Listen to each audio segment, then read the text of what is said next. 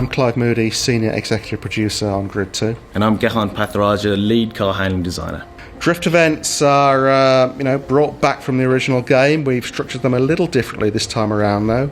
Basically, in the final game, each drift round will comprise of 3 runs down a drift track, and these are fairly short sections, so they're only 30 to 40 seconds in length, but they're really technical and really compact, but masses of opportunities, really, just to get the back end out on the car, try and get as close to the drift post as you possibly can, and really show off your skills and technique. So we've got 2 more cars for you to choose from here. We've got the Honda S2000, which is a front-engine rear-wheel drive car, very lightweight, and you have to keep the power quite high up in the RPMs in order to maintain that sort of break of traction in a drift. Scrolling along, we have a much more torquey Ford Mustang Boss 302, which is again a front-engine rear-wheel drive car, but has immense amount of power and a lot of weight. So it may take a little while to kind of build up on that momentum, but then you've got that weight to carry you through the corners, and you can maintain the drift probably a little bit easier with the amount of power this car has. So we're going to be drifting here on Okutama. Okutama is based in Japan. It's a pretty mountainous road. Lots and lots of corners which are close together, some tight ones, some a little bit more flowing, but really gives you opportunity just to try and set the car up perfectly and push the back end out around some of those corners. The thing about Okutama is downhill as well, and there's quite a gradient to it, so you got to plan your entry into the corner quite well, because going in too fast would mean that you go run wide, and going in too slowly might mean that you lose control of the car as well if you don't time it correctly. So as you can see, drift is actually a multi-car event. Each car takes off with a few seconds gap in between. So there's actually always the danger that if a car ahead is doing badly, you could come up against them. So you accumulated a ×2 bonus for being within a certain radius of the proximity post on that first drift. It's important to go in with a lot of speed, because you get scored on speed, angle and duration of the drift, which is then multiplied by the proximity markers.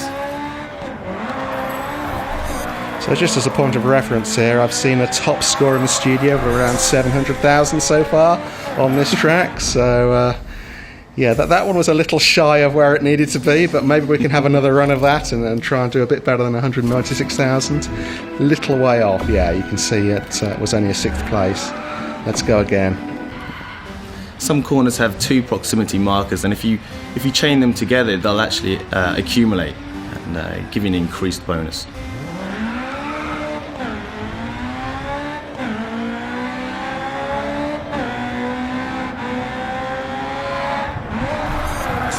You can see they use a dab of handbrake that helps to just break traction on the rear wheels, and then allows it to, as long as it keeps the throttle down, you can maintain that drift throughout that corner. So handbrake's quite important to drift mode.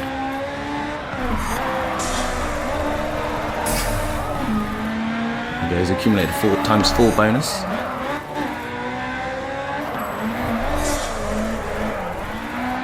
Well, this is looking like a better run now. The score is definitely going up. Still going to be shy of that 700,000 though.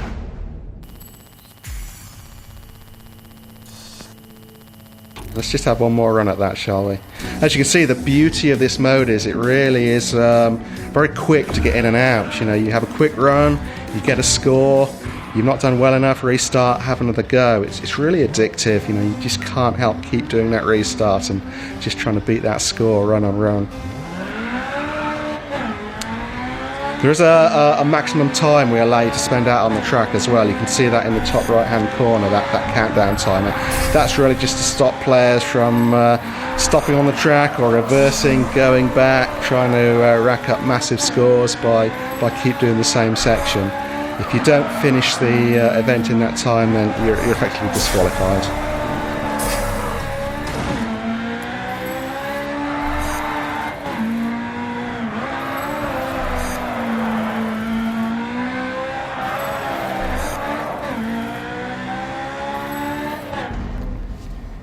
That was a good run as well. Very good run, yeah.